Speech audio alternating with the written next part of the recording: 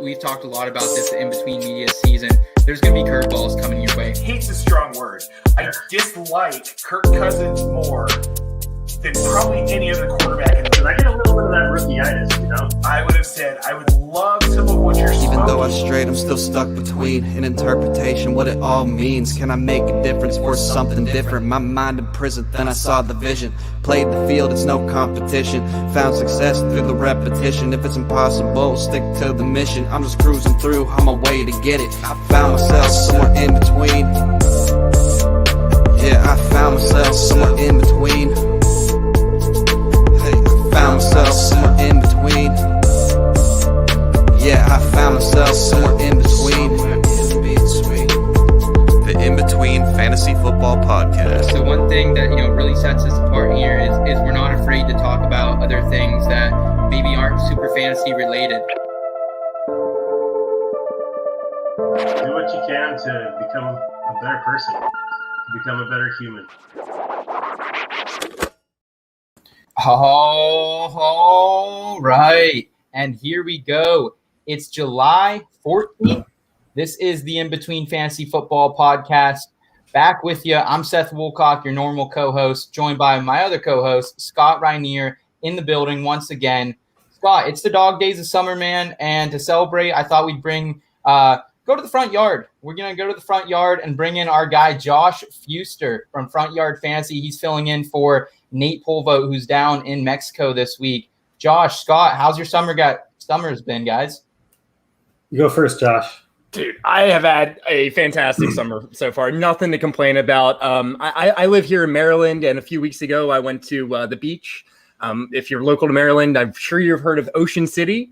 So I just got back from there a couple weeks ago. It was just nice to get away. And also, every day that passes, we're that much closer to football. Let's go. Sure. Yes, sir.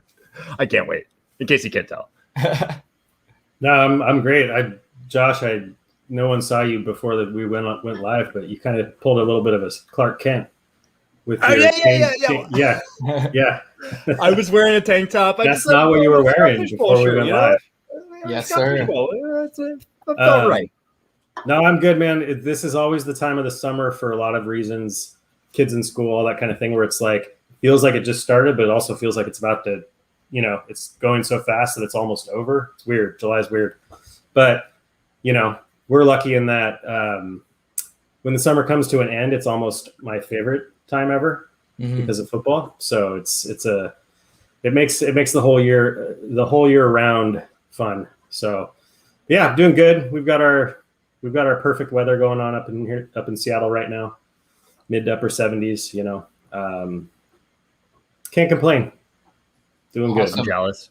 That sounds really nice. The season, boys, it's coming fast. I know we're busy here at IBT Media. We're doing our projections, getting our draft guide up and running as well. So we've been busy over here. I know you guys at Front Yard Fantasy, Josh, you guys have been in every day of the office, grinding, putting out more content.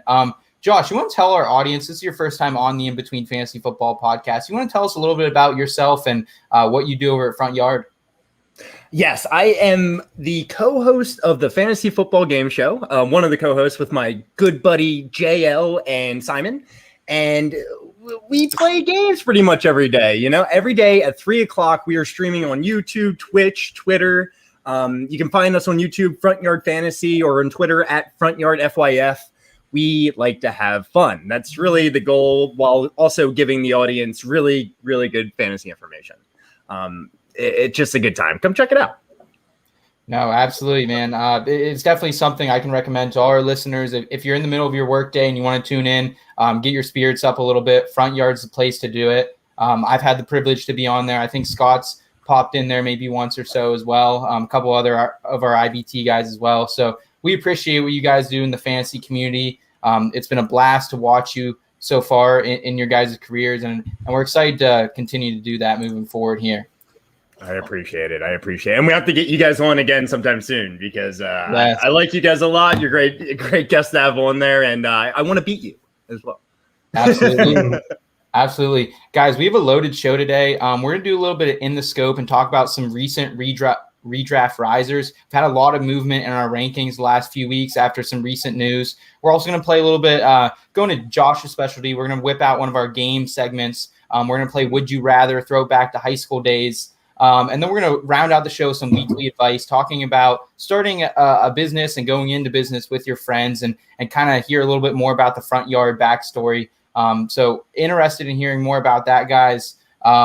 Scott, off the top of your head, man, who's been, you think, your biggest riser in the last couple of weeks that you're really starting to key in on as we head towards the season?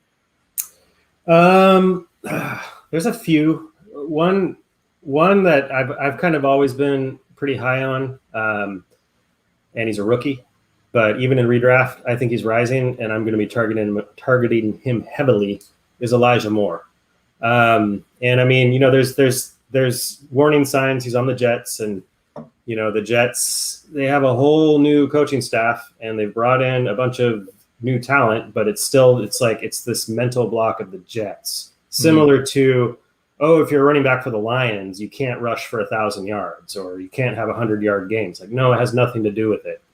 But I mean, personally, I don't take too much stock in what people are just saying, word of mouth. Yeah. But DK Metcalf's quote about, "Hey, homie, you're better than me," that caught my attention. He's just one of those guys. Like you hear it in our IBT, our intro. I get a little bit of that rookie-itis. Mm-hmm. He's one of those guys where I'm having that in redraft because I want him on my team.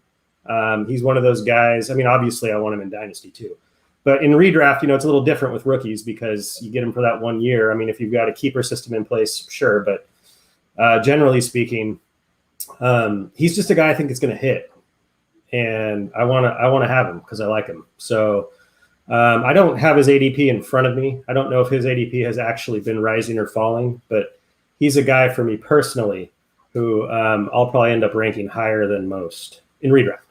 Awesome. I like to hear it, Scott. I know you've been busy over there in your spreadsheets the last few weeks, really carving out these projections. We're going to talk more about this, guys, some recent redraft risers in our next segment in the scope. Requesting permission to engage. In the scope. All right, so back here in the scope. What we're going to talk about today, we're going to start it off with David Montgomery. He's been a guy in my redraft ranks who's just consistently going up the board this offseason.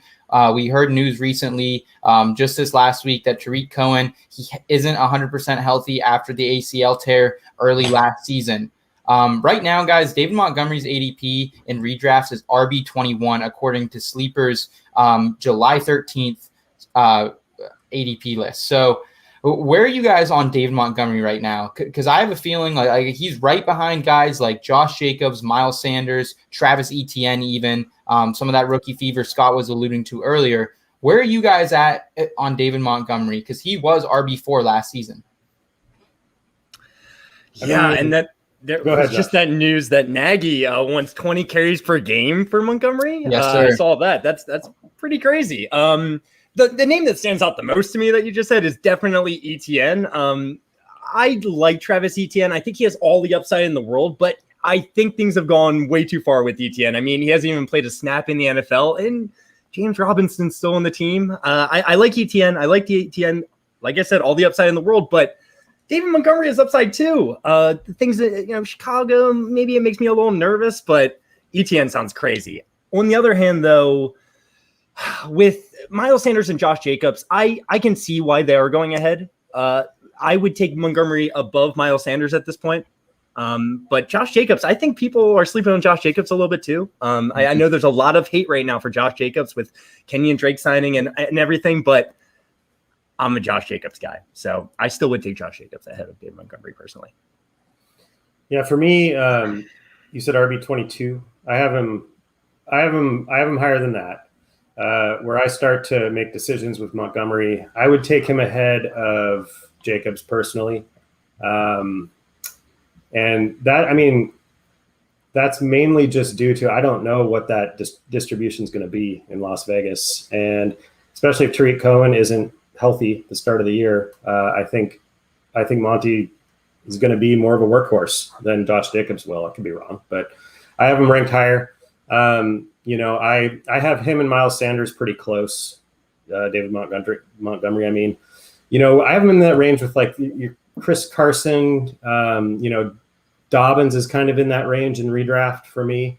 But I have him late teens, so I don't have him too much higher than RB22. There you go. I love Dobbins, by the way. Me too. I want to see him. I want to see him get the 20 carries a game that Nagy's talking about. You know what I mean? Yeah. So yeah, I have Monty a little higher than that. I was able to get Monty as my RB2 in Scott Fishbowl. I was pretty excited about that. So yeah, I mean, the knock on Montgomery, it's such a weird thing in fantasy football. Like, he had this great run. He ended up, RB4, but it's only because he played crappy teams at the end of the year. It's just like, okay, what are good running backs supposed to do? Do they not get credit for having monster games against bad teams? Like, the way I try and look at it is take all the running backs in the league, give them that schedule at the end. Are you sure every single one of them would have blown Monty's numbers out of the water? No. It's the same with when teams beat a subpar competition. You say, yeah, they won, but it was this team. It's like, what else are they supposed to do? Like, you know what I mean? All you can do as a running back against good matchups is dominate, and that's what he did. So I don't understand. I mean, I get it. I get that, the first part of the season wasn't quite as lucrative for him. Mm-hmm. But I think he's better than people think. I don't think he's going to threaten for any kind of top 5 or anything like that. But in that range in redraft, when you're starting to get towards those non-workhorses and those kind of crapshoots, I like him.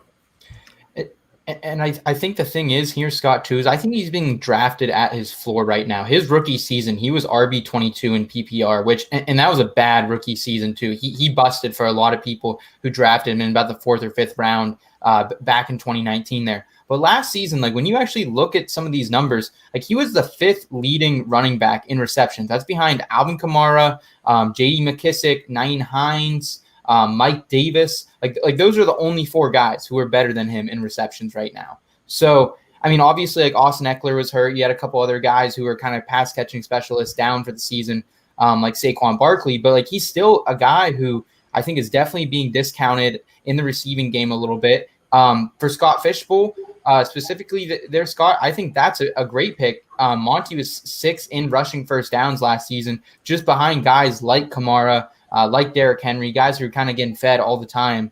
So I think right now, like you have a lot of change in Chicago. We don't know what's going to be under center, or at least how long Andy Dalton, the Red Rifle, is going to be there. But I think, like, the one thing you have is you have Dave Montgomery consistently, he looks solid at the end of the year. So, like, I have him a little bit above, like, in Scott Fishbowl. I also took him as my RB2. I got him the 5th round. He fell back to me, but I took him above Sanders and Jacobs. That's good value. Yeah, like I was happy with it. But Josh, like, any final thoughts here on David Montgomery? Because I think he could be a steal. I think he could be, like, literally a guy who wins leagues this year because he's a great value. There's something I want to ask you guys. Do you think Damian Williams is going to take any of that pass catching work or extra carries that you speak of that you think, Tariq Cohen had that might not, I know he might not be ready for the beginning of the year, but Damian Williams is a good pass catcher too. Yeah. I mean, that would be that's my only hesitation with him not just getting full on, 25 plus touches a game would be Damian Williams. I like Damian Williams. Don't tell any, my Scott Fishbowl draft is still plugging away, and I would really like to grab him with my last pick because I got Monty. I might have to jump the gun and grab him. I don't think you're going to be able to get him with the last pick. I'm still there, and we're in round 20. So, like I said, Wu-Tang division, close your ears. Yeah. But yeah, I mean, with Damian Williams, I mean, the last thing he did on the football field was get robbed of an MVP trophy in the Super Bowl. That's the last thing he did. Then he opted out. I get it. It's what have you done for me lately? There's lots of recency bias, but he could potentially infringe on the carries. I mean, I think Monty's still the guy. As far as what kind of split it might be, and this is like let's say Tariq Cohen misses the first part of the season, and we're just talking about these two. Yeah. Then I don't know what the split would be. I still think it's going to heavily favor Monty. And I mean, yeah, Montgomery, he was, he had like 3 or 4 pretty low reception games. But if you take those out, and I know that's manipulating the data, but he was up near 5, sometimes 6, averaging 6 targets a game. And that's solid. That's solid for a running back. Obviously, if Tariq Cohen comes back first thing healthy, he's going to eat into that for sure. Mm-hmm. But I just think where Monty's going, like, it kind of takes some of that stuff into account. So, but I am intrigued because I'm a Damian Williams fan, and I think he's good. Me too. I think it was a great signing by the Bears. So we'll see. Yeah, I think that's a great counterpoint there, Josh. I will say, bottom line here, I think David Montgomery, he's had 240 carries in both of his first 2 seasons. Add an extra game to that, I think he's a shoo-in for 250 carries at the least. And for a guy you can get somewhere around the 4th, 5th round in redrafts, I'm eating that up all day. I will. So great discussion there on Dave Montgomery. Guys, I want to move. And real fast, Josh Jacobs came out the same class as David Montgomery, getting about 250 carries a game. He's been, let's see, the number 8 running back and the number 20 running back in PP. I don't know, and I'm burned. I'm still burned. I'm burned from fair enough. The Instagram post last year. Yeah, it cost me a trip to the semis in the Scott Fish Bowl, so I was done with him after that. But I mean, he's still a value. I will say that. Like, if I was stranded on an island and Miles Sanders and Dave Montgomery and JK were all gone, I would take Josh Jacobs, if that means anything to you. I'm probably a little biased. I've been a fan of Josh Jacobs since he came out of high school. I just remember seeing his high school tape, and I was like, this guy is going to be so good. So he feels like one of those guys, right? Yeah, great story for sure. Guys, another younger third-year player I want to talk about is McCole Hardman. News came out this week that he's actually going to be slotted in as the number 2 wide receiver coming into Chiefs training camp once that begins later this month. Right now, guys, his current ADP is wide receiver 60, 1 spot above Antonio Brown. Should he be higher right now? Scott, starting with you, man. I know you've always kind of been a guy who really favors Travis Kelce and Tyreek Hill on this team, like most analysts. Is there any value for McCole Hardman here as a dart throw? I mean, I think in that range of the draft, sure, why not? I'm definitely taking Antonio Brown over McCole Hardman without any thought. Yes. My problem with McCole Hardman is, I mean, he's got the, what is it? Second round capital, 4.3340. He's a burner. A lot of expectations, him coming in on that offense. But it's hard to ignore what's happened the first 2 seasons. I mean, yes, Sammy Watkins was there, but I mean, Hardman, he's been sub 10% in target share. I have a list of like 60, 70 receivers or so, and he's at the bottom of that list with target share, with snap percentage, he's sub 50%, reception share, he's sub 10%. Now, obviously, I think that will likely go up if he's slotted in as at this number 2 role. But last year with Watkins there, Watkins wasn't really getting much either. Like the snap percentage was all going to Demarcus Robinson. I mean, Watkins was right around 10% target share too. So, if you want to go down the road of vacated targets and that sort of thing, which I dance around, I use it kind of as a reference. It's not really this big opportunity for him as far as I'm concerned. And I think that, Tyreek Hill, CEH, and Kelce, that's where the passing offense runs through. So, I mean, I think he's like I said, at wide receiver 60 or whatever he is. I think on Fantasy Calculator, his ADP was in the 12th round ish. Some of the people he was around was like Ruggs and who else was he around? I got it written down and stuff. Nelson Aguilar is in that range. Slayton, Mooney, John Brown, Paris Campbell, Emmanuel Sanders, kind of that range. I'm taking a lot of those guys. The guys I like more than McCole Hardman. Yeah, I'm taking a lot of those guys. Like if we're talking like McCole Hardman, he would technically, I think, constitute kind of that boomer bust. He'd get you that long touchdown in a game. If I'm going for a guy like that, I'm putting my money on Ruggs because he only has 1 year of sucking. Hardman has 2. Josh, where are you at on Hardman, man? It's been 2 back-to-back years. He's been wide receiver 61 in back-to-back years. Actually was better in his rookie year. He had 8 double-digit fantasy point games. Last year he had 5. Where are you at on him? I think Scott pretty much summed it up for the most part. Mecole hasn't earned the right to go any higher than 60 overall. I love that he's on the Chiefs' high-powered offense, and I love that he's coming into his 3rd season. That's typically the breakout age for a receiver. I know it's a little early nowadays, but he is electric when he has the ball in his hands. Get the guy the ball in his hands, he's going to make something happen, right? But I'm worried he's more or less of a career gadget player or return man. I could see just him being a career kind of just guy that returns kicks, and you got to find creative ways to get him the ball. He's very raw coming out of college, and maybe he puts it all together this year. But unless there's an injury to Tyreek Hill or something, I just don't see him ever really having a week-to-week fantasy floor at all where you feel comfortable putting in your lineup. If you need to and you need to shoot for the sky, go for it. Maybe he gets a 50-yard play, but I don't see it happening consistently at all. It's kind of one of the mysteries in the NFL too, that the wide receiver 2 for the Kansas City Chiefs is not is a Kelce. lucrative position. It's weird. That's heavily due to Travis Kelce, because that's an anomaly as far as a tight end basically being the wide receiver 1, but still. And the fact that they didn't, Watkins left, they didn't bring in anybody else, They tried for Juju. They tried for Juju. Yeah, that's true. That's true. That would have been a different conversation. I'm sure they were I'm sure they had feelers out for maybe guys like Aguilar or Curtis Samuel, but they got paid, and the Chiefs just weren't willing to pay that. Because they don't really need it. Yeah, exactly. So, I think we're going to figure out this season whether or not Mecole Hardman, and I know you don't like this word, Scott, but if he's a Jag or if he's not a Jag, just a guy. So we'll kind of see what happens with him there. Only 55 vacated targets in the Chiefs offense with Sammy Watkins' departure. So that's not great. Low catch percentage for Mecole Hardman throughout his career as well. So that doesn't really add up to fantasy success, but he will be a boomer bust player.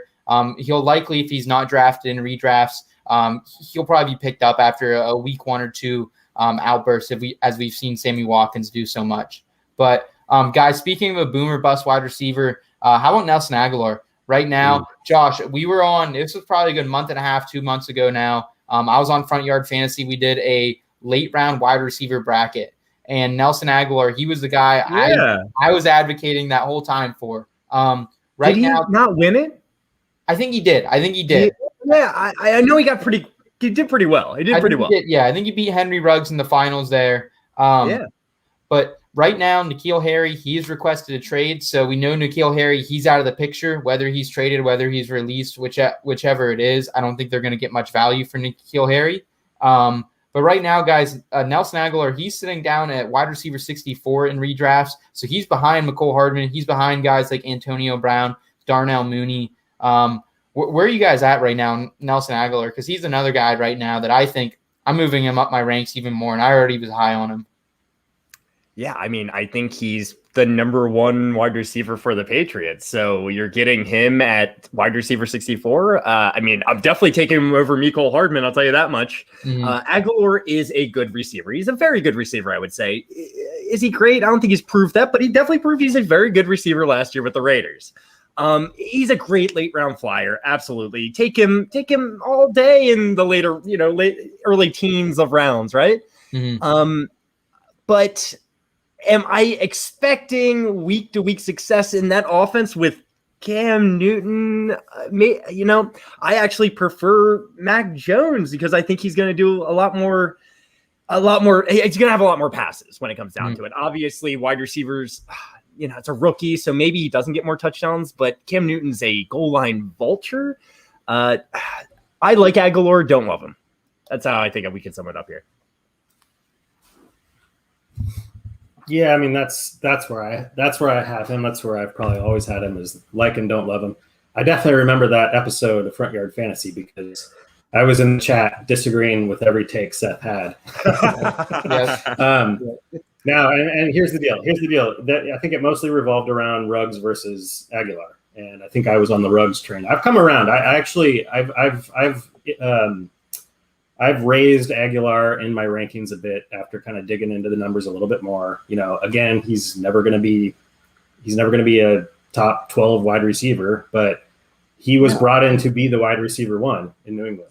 Whatever that means now, that's still what happened. So as far as comparing him to McCole Hardman, without a doubt, I'm taking Aguilar. He's gonna be targeted. He's gonna get volume. Last year, he was a little streaky, but I think from week 10 on, he averaged almost 9 targets a game in Las Vegas. So he gets targeted. He's not like McCole Hardman where it's just you hope for that big play. He gets volume. The reason why he's so far down in the rankings to begin with as a wide receiver one on an NFL team is just because partly we don't know what the quarterback situation is yet. If it's Mac Jones, then we don't know what that looks like yet. To put it in a little bit of perspective, so I did all that, the spreadsheets for the Scott Fishbowl first down stuff. And so I did that with top 50 wide receivers. And I took from that data, I did a bunch of stuff for team data. And at the end, I was like, wait a second. I don't have all the teams on here. That's because I didn't have a New England receiver in the top 50 to pull data from. So, it's kind of crazy to think about it. It's the Patriots, that I didn't have a receiver in the top 50, but I still don't think I do. I think he's right around there. His competition is Jacoby Myers, who also showed he can be quite the target hog himself. But I think Myers is a good late round guy too, especially in full PPR. But I think it's Aguilar's basically it's his wide receiver one role and volume to lose.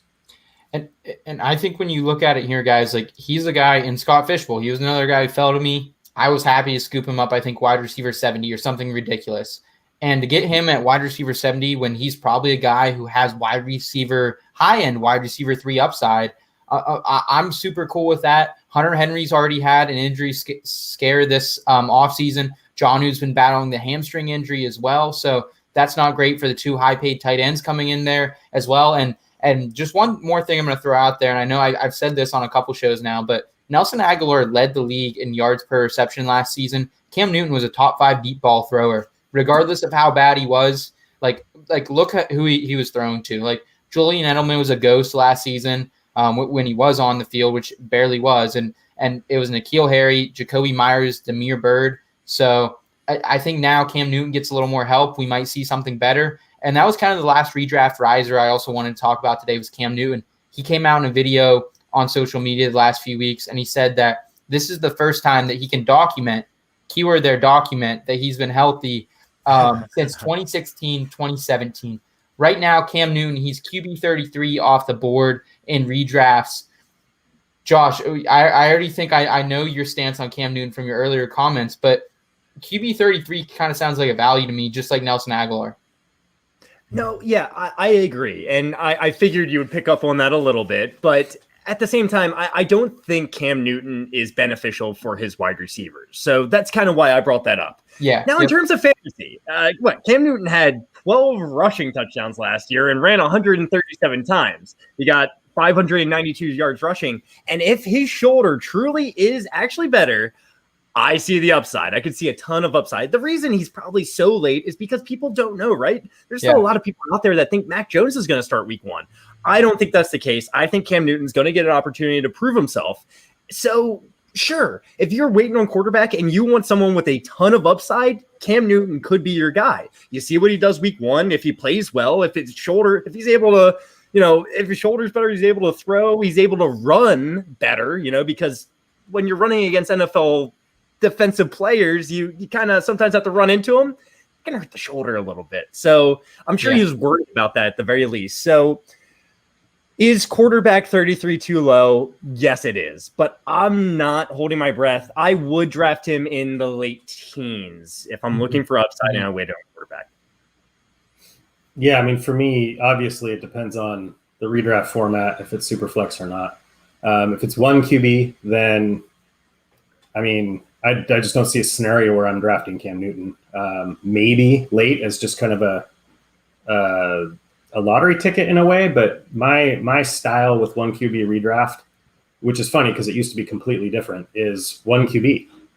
That's what I draft, and I draft them late. I mean, late round QB is one of my favorite. JJ is one of my favorite analysts, and I used to be the guy that, like, once a couple quarterbacks went off the board, I started to sweat and get nervous and reach. Now I'm like, I'm somewhat upset if I'm not the last one to take a QB. You know, I want to be the last. That's my goal in one QB in redraft. Just because it's just been shown.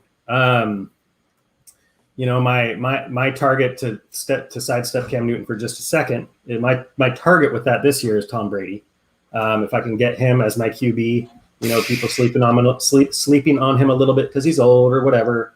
I would love to get him late in a redraft. You know, that's assuming it's a redraft where other people aren't panicking and grabbing 3 QBs early, and then all of a sudden. That's what I was about to say, Scott. That happens. It happens. Yeah, exactly. Like, come on.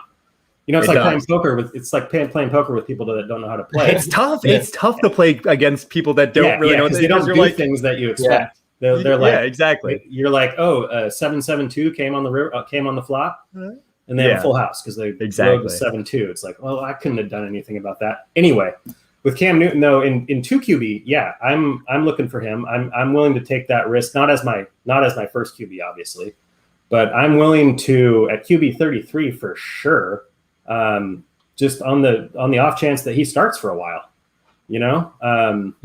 Because if he's truly healthy, like, he's probably not going to be the QB1, but like that's part of the deal with waiting on QB is you stack up at other positions, and the difference between your QB and the higher level QBs on a week-to-week basis isn't that different. Yeah. And Scott, man, I think you hit it. It all goes back to that late QB strategy that we're always recommending here on the In Between Fantasy Football podcast. If you're playing in redraft single QBs, I mean, guys like Tom Brady, guys like Matthew Stafford, I think those are great QB1 targets this season.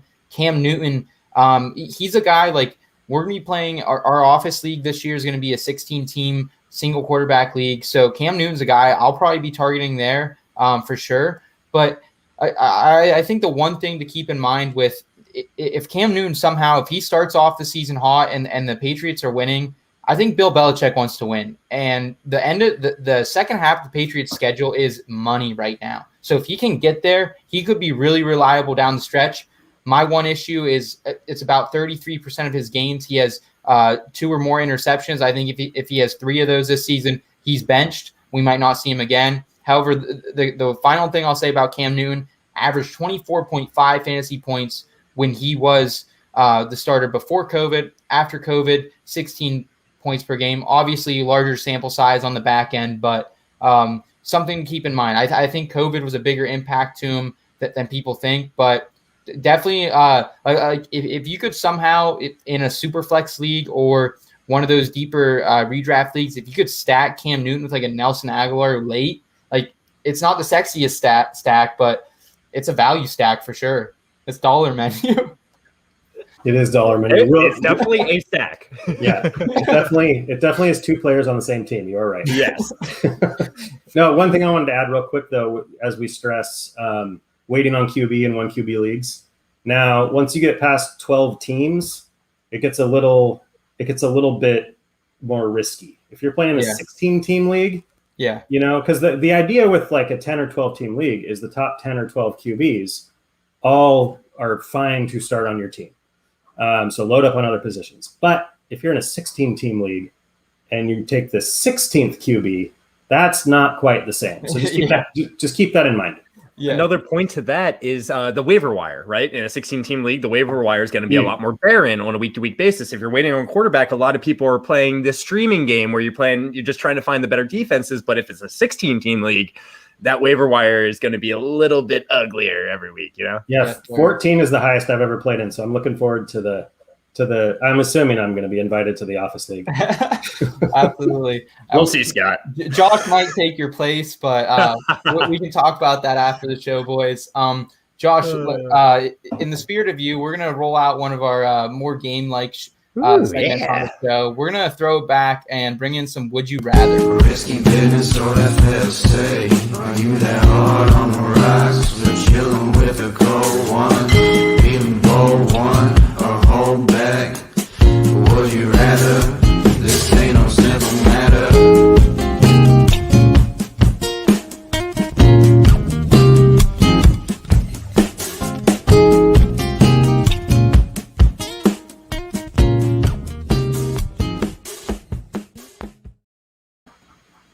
Man, that song always, yeah. Well, I was grooving to that, man. Me too. I love those segue videos you guys have. I swear, they're awesome. I appreciate it. That's our boy Nate Miller. He actually has a new album coming out at the end of the month, so we'll be sure to plug that here later on this month. He makes all our drops here in Between Media. Thankful for him.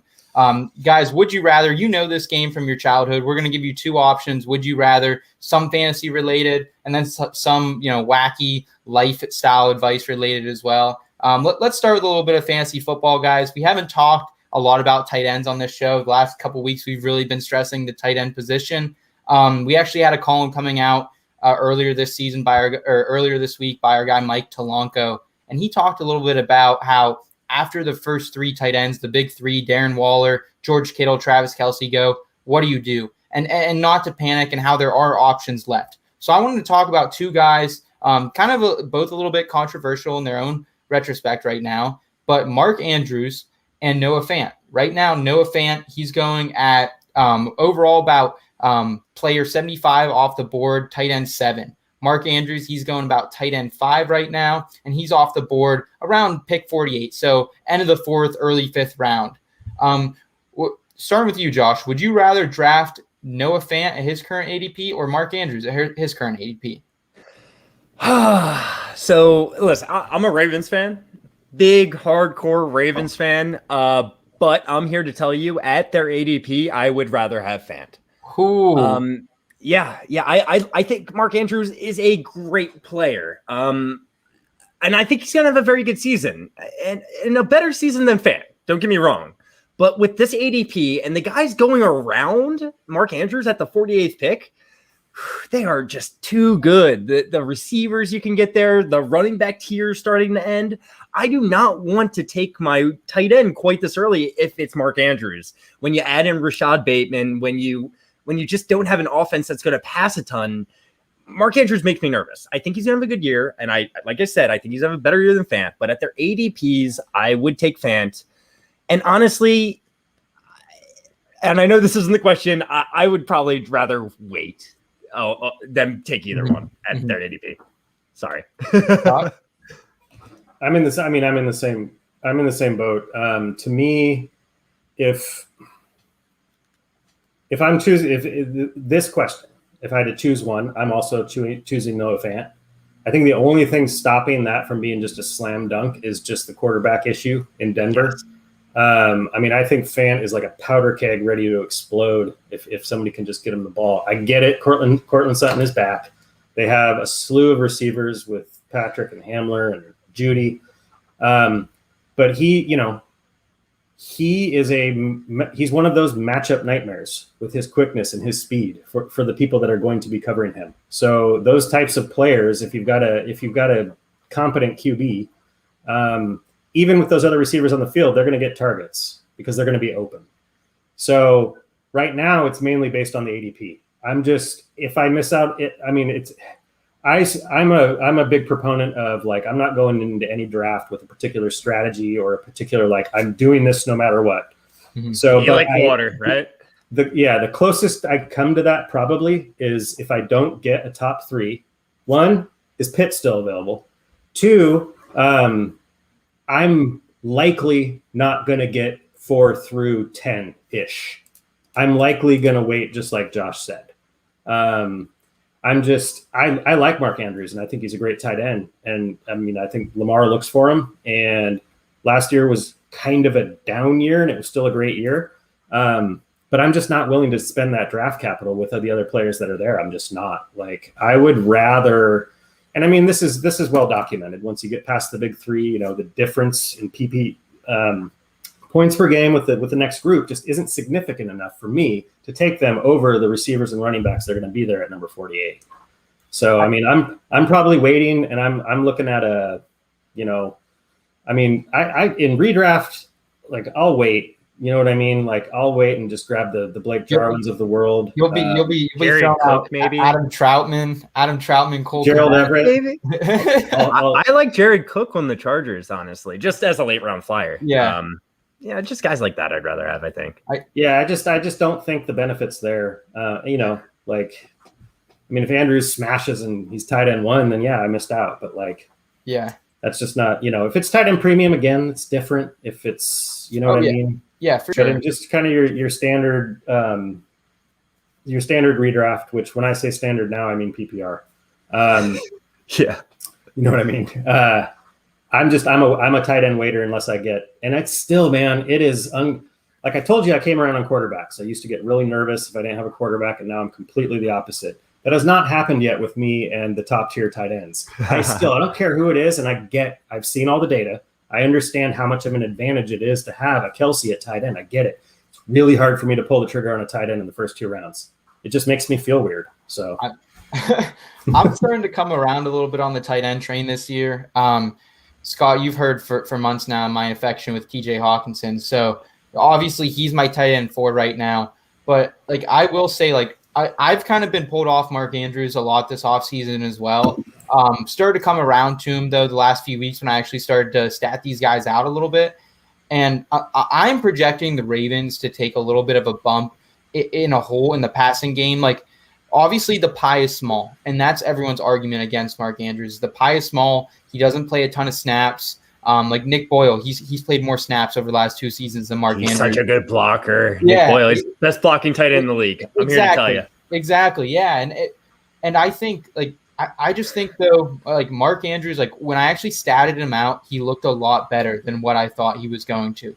And obviously, yes, I think I'd rather have TJ Hawkinson and Kyle Pitts at that ADP. But if I can grab him, like maybe in the later 4th round, maybe 5th round, I would more consider it. I'll be right. Like, we haven't done our bust projections yet, and like we haven't told who our definite bust picks are yet, but I think Noah Fant is one for me. I'm scared off by the QB play. Like last year, Drew Lock couldn't hit the broadside of the barn, so I am really worried about Noah Fant. So at that one, I would probably rather take Mark Andrews, but the concerns and the high ADP that you guys laid out, totally valid. And if that scares off enough people, though, he could be a guy that falls, into the 5th, maybe 6th round in some drafts, which I would be super cool with that. Now, are we talking 6th round? I like Andrews in the 6th. Yeah. See, right? and that's what I mean by, like, that's the closest I come to a hard and fast strategy in a draft, but it's still not 100% because absolutely. It's always going to be based on, like, if Andrews is sitting there in the 5th or if Hawkinson is sitting there in the 5th, I'm not going to just say, oh, no way. Like, I will consider that, I'll consider that value. Yeah. And I would rather have Hawk over Andrews as well. Yeah. Yep. Absolutely. Moving forward here, guys, let's get into some more would you rather questions, a little more lifestyle based here towards the end of the show. You live somewhere on the ocean front. Let's just assume that you got an oceanfront house. Would you rather work from home or commute 15, 20 minutes to work? Josh, I think you work from home now. Is that correct? That is correct. Okay. If you had an oceanfront view, would you rather have to commute to work or rather still work from home? So, I kind of had to experience a half and half work schedule for a little while where I, for 1 week, would go to the office and then the next week would work from home, and it's an A and B schedule. And I hated that. I'll just tell you that much. I like the consistency. So either way, I would prefer it to be consistent one way or the other. But if I live freaking with an oceanfront view, I don't want to go to work, man. I'm fine working from home. The biggest issue I see with that, I guess, is that maybe I get distracted and I spend too much like chilling with the ocean and the beach. Yeah. There is something about going to the office. I will say that there is more productivity when you're able to go to the office. You're with like-minded people and you kind of feel like you have to work. There's a lot of self-motivation that goes into working from home, which can be tough. But I'm choosing working from home all day. Okay. All right, Scott. Scott, I think you work from home as well. Am I right on that? Yeah, I think I misread this. I thought this was you have the oceanfront view at work, Oh, that changes things. Because if I have the ocean, I mean, I'll probably work from home with a view of a brick wall over commuting to work. So I'm definitely picking the oceanfront view. And I get it. Like, I agree.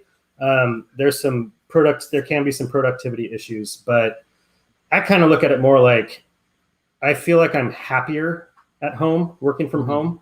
Mm-hmm. And yes, the time between 9 and 5 might get a little interrupted, but I think the overall product of my work, because I'm happier and less stressed, is going to be better. So that could be me just justifying the fact that I feel like I slack off too much. It's all about the happiness, Scott. All about the happiness. I've worked, Well, I mean, there's other countries that have proven this. Like a happier workforce is a more productive workforce. It doesn't always have to be this hard and fast 9 to 5 thing, right? I'm with you. But I've worked from home since March of 2020, I guess. Yeah, that's when it was. And I believe I'm going to have the opportunity to kind of continue it indefinitely, and I plan to. That's just me. I get the arguments. I get along with my family. I like my kids and my wife, so that's helpful. Yeah. Some people like to get away. Yes. I have my own space for all of it, so that's helpful. But I mean, throwing an oceanfront view, oh hell yeah. And then one more point to that is I feel like you do like the commute. I mean, yeah, it's only 15, 20 minutes, but that's something. And that's not just the 15, 20 minutes driving. There's the prep you have to do, get ready, make sure you have everything. And then the drive home, is there traffic? Like, I hate traffic. So there's a way to be more productive working from home if you're able to be self-motivated. And I find sometimes that even if it's a short commute, if it's known by some people that I'm on the road, favors and errands are asked of me. You know what I mean? Oh, hey, by the way, on your way home. It's like, It's crazy because I was only 2 months into my professional career. I had just graduated college 2-3 months before the pandemic. So I was only, a couple months into my full-time job. So I've been working from home the majority of my professional career. And it would definitely feel weird to be at work. But the reason I put that question in is I think you guys answered it beautifully. But I feel like I personally would maybe struggle with the oceanfront view because I would definitely want to be down at the beach or maybe chilling out with a beverage towards the end of the workday on the deck or something. That would be tough. Not gonna lie, it would be. Yes, sir. Final question here for you guys. Would you rather have to use one condiment for the rest of your life? And if so, what would that condiment be? Or would you rather have to live without salt and pepper? I hate this question. That's not the question I read. I changed it up a little bit since last time you read it, Scott. Throwing us off. Josh, you start. Yeah. Sorry, choking up because I hate this question so much. But I love salt and pepper, and I also really like condiments. So it's hard to try to choose here. I know some people are probably going to hate me for even saying this, but my favorite condiment probably is ketchup. It's the one that I use the most. Love me some fries and ketchup. Oh yeah, that's good stuff. But I like a lot of different condiments. But come on, man, salt and pepper. You're going to get rid of salt and pepper? They are way too crucial to like every dish ever made ever in the world. So see ya condiments. Get out of here. Salt and pepper. I have a clarifying question. Does this mean like with the salt and pepper, like is it just like you've got your plate of food and you can't put salt and pepper on it? Or you can't put salt and pepper in when you're making the food? No, dude. It's just no salt and pepper. So the reason I bring this up, is I remember at one point in college that I ran out of salt and pepper, and I was just crazy weak, and I was like, I'll go get salt and pepper next time I go to the grocery store. And I used to do these like Aldi's runs where I would stock up on food for like a month. So it was like 3 weeks I went without salt and pepper, and so that was the basis of the question there, Scott. Yes. Okay, I got you. I would choose to keep salt and pepper in my life. I think. And I also, I mean, like Josh, like if people have that strong of feelings about my feelings for ketchup, then so be it. But ketchup's what I use the most, and that's probably if the question was expanded to, well, what would that condiment be? I'd probably have to choose ketchup. What about like ranch would probably be my biggest one. I think that's that's my generation though. I think that's like I'm somewhere between the millennials and the Gen Zers. So like I think we're like almost too dependent on ranch for stuff at times. Well, I mean, like, you know, if it's just my favorite type of condiment, it's going to be your like sriracha and some of that stuff. But it just doesn't like I can't use it on enough things. I mean, maybe like some Frank's Red Hot, you know, you put that shit on everything. Yeah. I love condiments, but I do not like creamy based condiments like ranch, blue. Mayo. So maybe this. I'm not a big mayo guy. So listen, you want to put mayonnaise on a sandwich to give it a little bit of moisture, thin spread, thin. If it's clumped up at all, get mayo out of here, man. No, pour it out on. of here. Pour it on both slices of bread. Yeah. Get it out of here. So maybe this makes that question even that much easier for me. I'm not a big mayonnaise guy, not a big ranch guy. I don't like the creamy stuff with my salads, and so I'd prefer like a bunny dressing. Yeah, okay. Italian. Okay. I'd probably pick mayo because you can make ranch out of mayo. So I'd probably go mayo. Honestly, I'm a big mayo guy. Mayo is officially what you should be using to make grilled cheese sandwiches. FYI. I've had them. They're good, but butter, man, butter. No. All right, guys. That was Would You Rather. We're gonna move into our final segment of the evening: weekly advice.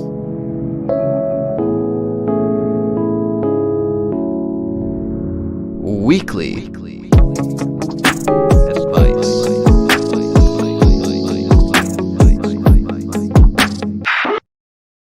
All right. Those new to the show, what we do on weekly advice every episode, we like to bring a little bit of feel-good lifestyle advice to the show. That's what we kind of do here in Between Media.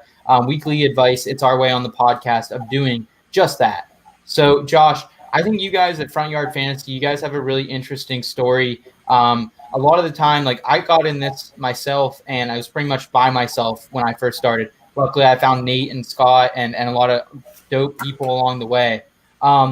But the one thing I wanted to talk to you is kind of the age-old expression, like, don't get in business with your friends, because that's been since I mean, I can remember watching cartoons, like, I don't know if it was Franklin or Brother Bear, but like hearing that theme in the show.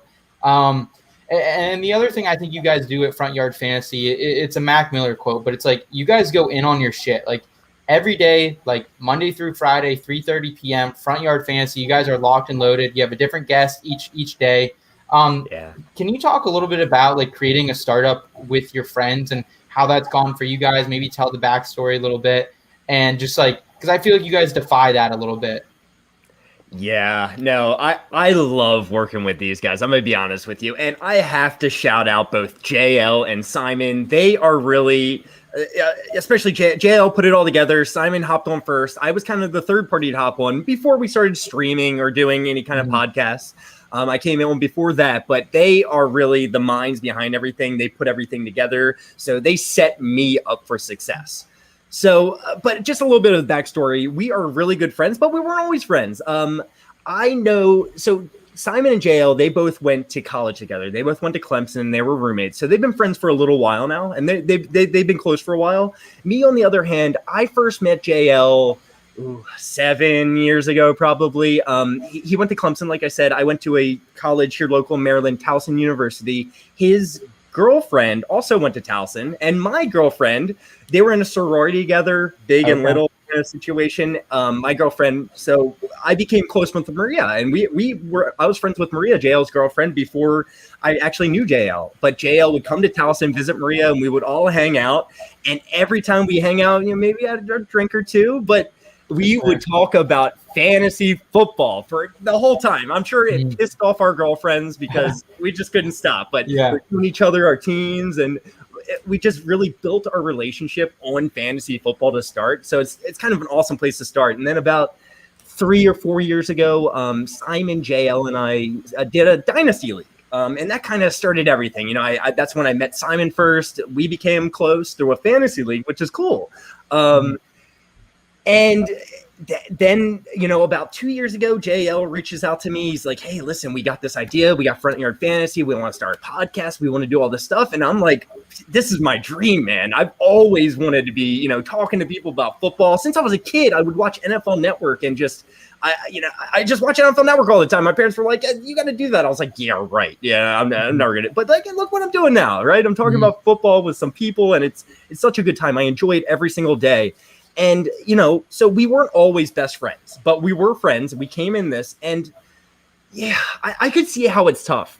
Starting a business with your best friend, you guys know each other so freaking well. And like the bull crap that your friend does. And when he's like, bull crapping, but man, these are my best friends now. And shout out to Dan and Jay. They're also part of Front Yard Fantasy. I am becoming close with all these guys, and we are running a startup company together. And every day is great, and maybe it's because we haven't been lifelong friends, like I said, but I can't tell you, like, because we're honest with each other. We don't feel like we're stepping over boundaries. We're fine with telling each other it's straight, and I think that's so important in a business, right? And maybe you can do that with not your friends, but it feels like just such a good situation right now. I'm gonna be honest. That's awesome. So we have a good time. That is cool. Yeah. The backstory, man, I appreciate that. Like that's definitely awesome. And to meet people through fantasy football and have that, as a conversation starter, like you and JL, I mean, that's awesome to hear that. And I mean, what you guys do over there, like you guys go in on it, man. Like, yeah, like what's the secret sauce over there, man? Like every day, like from 3:30 to 4:30, if you hop on the Front Yard stream, like you guys are killing it. And like you guys are happy to be there. Like it doesn't matter what kind of shit you probably got going on at work, Josh, but like you guys are able to put that behind you. Like what is that secret sauce, man? So, yeah, I mean, like we started doing this at the beginning of last season, and it was kind of, we did a podcast once a week before, and then the season started, and we're like, let's just do a stream every day. Let's just do it. And I didn't, I had a full-time job. I was like, I'm probably not going to be able to do this, but I made it happen because guys, if you want something, you will make it happen. If you don't, you will make excuses. All right. Like I truly believe that. And the key to it is I love what I'm doing. I love joining that stream every day. I feel like I'm missing out when I'm not on it. So I want to be there. And I think Simon and JL did the same exact way. We have enjoyed this ride, and the season ended. And I remember JL saying to me, he's like, we're still going to do every day, every Monday through Friday. I was like, are you a madman? Like, wow. Yeah. What are we going to talk about? There's nothing, because like a lot of our show was filled with answering questions, about the season. And I was like, this isn't going to work, and I didn't quite put it that way. I was like, okay, I guess we'll try. But I love it still every day. And I think that's the key, is doing it with people you like and enjoy working with, and doing what you actually love. And this is what I love. So it's just a good time. I'm just having a good time every day. Yeah. And like I was telling you before we went live, as a audience member of the show, as much as I can, like what you're talking about, just, it screams out of the screen. I mean, the fact that you guys are enjoying yourself and loving it is so obvious in such the best way that, I mean, for me, it's become this thing. It's like, oh, it's almost time for FYF, and that's part of you guys keeping it consistent every day. Like there's a value to that. It becomes part of people's routines. And I mean, it's just like, it's got this really good balance of trivia, analysis, and then just like Adam Sandler movies or whatever it might be, it's just this perfect blend. And I mean, the YouTube thing I do, the Pulp Fantasy thing is similar in that I really like to blend football and fantasy football with just like stupid comedies and memorable movies and quotes and stuff like that. So, I mean, I am absolutely drawn to the show. Apologies if you already described this. Where did the name Front Yard Fantasy come from? So that's a little bit of a JL. So how about that? Our fantasy league, our dynasty league, I mentioned that I'm in with a couple of my buddies, a couple of Simon and JL's buddies, my brother's in there. It's called Backyard Football League, right? So it's kind of it's paying homage to backyard sports, the backyard football games. Oh, yeah. JL is a big fan of those. And maybe the name Backyard Fantasy was played around a little bit, but that sounds a little bit different and like a different thing maybe. So Front Yard Fantasy, right? There's the alliteration. You got the F and the F, FYF. That's kind of how it all started. If I'm being completely honest, I was not really around when that was all being developed. To be completely honest with you, so that's more of a JL and Simon thing. But I love it. Cool. I love it. I'm glad you had an answer. I don't really like talking to JL, so Fair enough. I'm just kidding, JL. And Scott, I'm I gotta assuming say, he's watching. I really do appreciate like everything you just said. Like it really means a lot because that's exactly what we're going for. We want to entertain the audience, and that's really what it's all about. Informing and entertaining the audience, giving them information that they didn't have before, and making sure everyone's having a good time, including us, and we are, and I think that's what you're saying. I mean, I don't know if it was like, it probably was part of the intent, but what I've noticed is just like, it seems fairly organic, just like the participation and the interaction with the audience.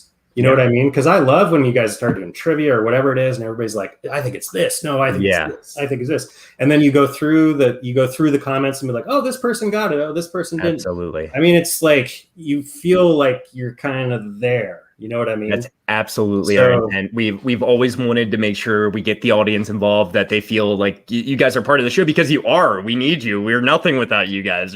People coming in and talking to us. So it's a big part of the show, and we enjoy communicating and having that communication with the audience, right? We really do. It makes it so much better when people are chiming in and saying stuff like that. That's awesome. Josh, I appreciate you sharing that story, man.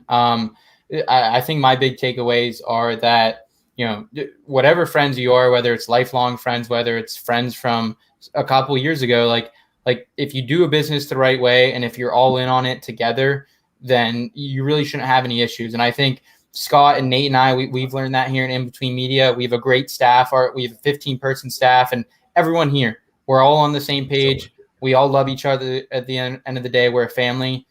Same with our audience, man. I know you guys feel that too. We wouldn't be anything without all the support in the community, all support from our friends and family back home, just the audience we've built up the last year or so. It's been amazing, and can't thank everyone enough for following us along this entire off season. We have a couple more shows here the rest of the way, so be sure to follow. If you're on YouTube, we appreciate you hitting that subscribe button as well. Check out Josh and JL and Simon over there at Front Yard Fantasy as well. I know they appreciate everything you guys are doing with them as well. Scott, Josh, any final words, guys, for our audience tonight? Yeah, I got something. Trading makes fantasy fun. Just a little thing I like to say at the end of every show. I don't know why. I just started doing it, but it does, right? Awesome. Let's see. The Warrior Bowl is starting up, and the draft is coming up. For anybody that's in that, shout out to the Warrior Bowl folks. I started interacting with some of those guys over there across the pond. They're all awesome, and got into a league. I'm in a chat group with For Whom the Bell Tolls with Jeff, which is pretty cool. But anyway, that draft's coming up, and it looks like it's a lot of fun. The scoring is super wacky, and it's going to be a blast. Awesome. Well, guys, we'll be back here in 2 weeks from today. We'll have our normal co-host back with us, Nate. For Josh, for Scott, I'm Seth Woolcock. We'll be back here next time in the In Between Fantasy Football podcast. Keep it in between until then, folks. Thanks for joining.